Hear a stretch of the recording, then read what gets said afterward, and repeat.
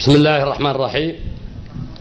الأخوة والأخوات أبناء محافظة تعز البطلة، السلام عليكم ورحمة الله وبركاته. أنا سعيد أن أشارك أبناء المحافظة الاحتفالات بالعيد 19 للوحدة اليمنية، وأن ندشن عدد من المشاريع ونضع حجر الأساس لعدد من المشاريع في المحافظة. مشاريع الافتتاح حوالي 37 مليار، ووضع حجر الأساس بحوالي 9 مليار زائد مليار ريال لمشروع سمكي في محافظة تعز. هذه المحافظة السياسية البطلة الذي تعودنا منها كل الخير وكل شيء جميل في هذه المحافظة.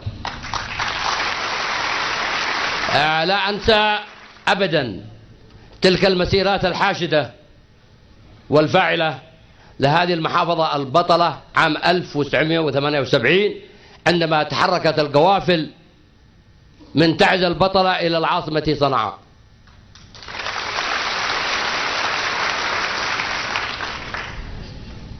وذلك لتأييد وترشيح علي عبد الله صالح رئيسا للجمهورية. وتلتها عدد من المحافظات. السلطة مغرم وليست مغنم، وكانت في ذلك الوقت كما تحدث الأخ المحافظ في منتهى الصعوبة بعد حوادث عديدة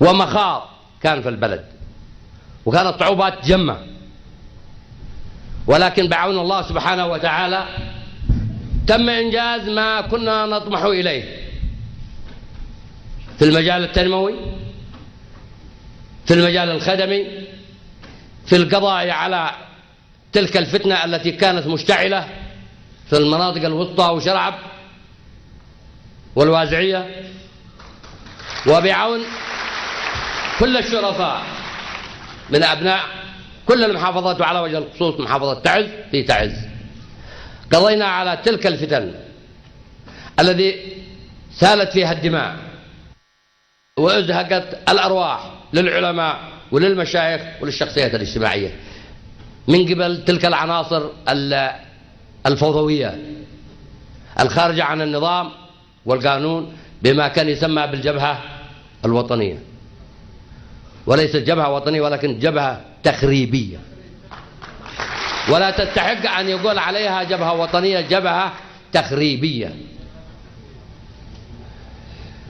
فبتعاون كل الشرفاء من أبناء هذه المحافظات تم تجاوز كل تلك الأحداث، وتجاوزنا في محافظة إب والبيضاء وريمة كل تلك الأحداث التي كانت موجودة في هذه المناطق، وانخمدت الفتنة في عام 1982. الجيل الجديد لا يعرف ماذا حدث من 78 حتى اليوم، حتى الجيل الجديد في الشمال أو في الجنوب لا يعرفوا ما هي المأساة التي كانت موجودة أيام التشطيب. كانت المؤامرة تحاك هنا وهناك في ظل وجود كيانين دوليين في جسم واحد. مسألة فيها نظر. لماذا؟ كل واحد يحيك المؤامرة ضد الشطر الآخر. لا يجوز أن يكون سيفين في غمد واحد. تحققت الوحدة بمساندة كل الشرفاء من أبناء الوطن، وكانت بهجة وفرحة عظيمة. كان إخواننا وزملائنا في الحزب الاشتراكي اليمني من نادوا للوحدة وسعوا من أجل تحقيق الوحدة، وكانت هي المخرج. في عام 1990 هو تحقيق الوحدة من أشياء كانت منتظرة ومرتقبة ماذا سيحصل من حصاد بعد نهاية المنظومة الاشتراكية. كان لابد من كل 5-6 سنوات من وجبات، ولكن جاءت الوحدة المباركة في عام 1990 وكانت هي المخرج وسفينة النجاة لأبناء الوطن. الآن وبعد فتنة عام 1994 وخلال السنتين المنصرمة وحتى اليوم ظهر فيروس الخنازير، ظهر فيروس الخنازير في رؤوس العناصر المرتدة، في رؤوس العناصر المرتدة الذي ارتدت عن الوحدة، ولكننا نحاصرها بالأطباء، بالشرفاء، بالمخلصين. بالأطباء حراس الوحدة، حراس الوحدة. لن نسمح لهذا الفيروس أن ينتشر أبدا. وكما تسطينا له في عام 1994 سنتسطى لها اليوم، ونحن أكثر قوة، ونحن أكثر قوة وأكثر ثباتا، أكثر قوة وأكثر ثباتا. إمكانيات سياسية ومادية ومعنوية، وإرادة سياسية صلبة، وإرادة سياسية صلبة تتسطى لكل هذه الخزعبلات ولهذه النعرات ولهؤلاء الحاقدين الحالمين، والذي كل منهم يبحث عن دور، كل واحد يبحث عن دور، لا عنده رؤية ولا ماذا سيحصل لليمن، ما هي تبعات الفتن وما هي تبعات الحروب ماديا ومعنويا واقتصاديا وثقافيا.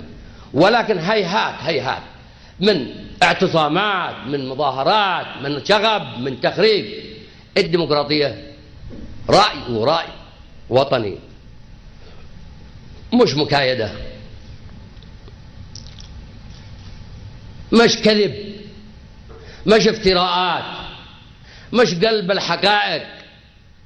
شعبنا يفهم وشعبنا يعرف كل صغيرة وكبيرة. شعبنا شب عن الطوق، لن يعد هذاك الشعب الذي كان يجاهلوه أيام الإمامة وأيام النظام الشمولي الشطري القهري. هؤلاء جهلة ومخدوعين ومغرورين ومهبولين، لا يعرفوا ما سيترتب على هذه الفتن وإشعال الحرائق. نحن نعرف تبعاتها، إشعال الحرائق. معلش، كن حاقد، كن لئيم، كن مريض، أمرض في بيتك، لا تمرض الآخرين.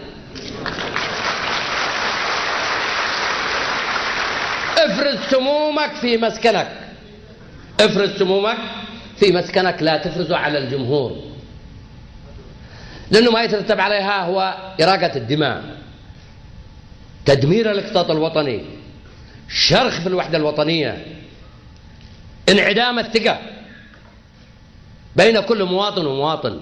ابتعدوا عن ثقافة الكراهية، ثقافة الكراهية والوقاحة، ثقافة كراهية ووقاحة. ابحثوا عن تنمية، ابحثوا عن أمن، عن أمان، عن استقرار، مش تبحث عن دور. الذي يريد يطمح للسلطة، السلطة هذا كرسي، يعني أنا شبهته هذا كرسي الحكم زي ما واحد يرقص على إيه؟ على رؤوس ثعابين. هؤلاء غير مجربين، مجانين، مرابيش. هلا بحاجة إلى أطباء نفسيين يعالجهم نفسيا.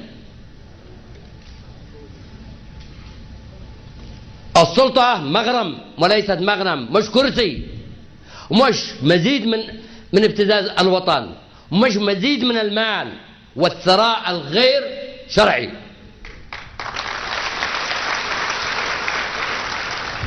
لماذا كل شيء مقبول؟ أي أخطاء أو أي ظواهر سلبية لماذا ما تناقش عبر المؤسسات الدستورية نحن بلد مؤسسي مش عصابات.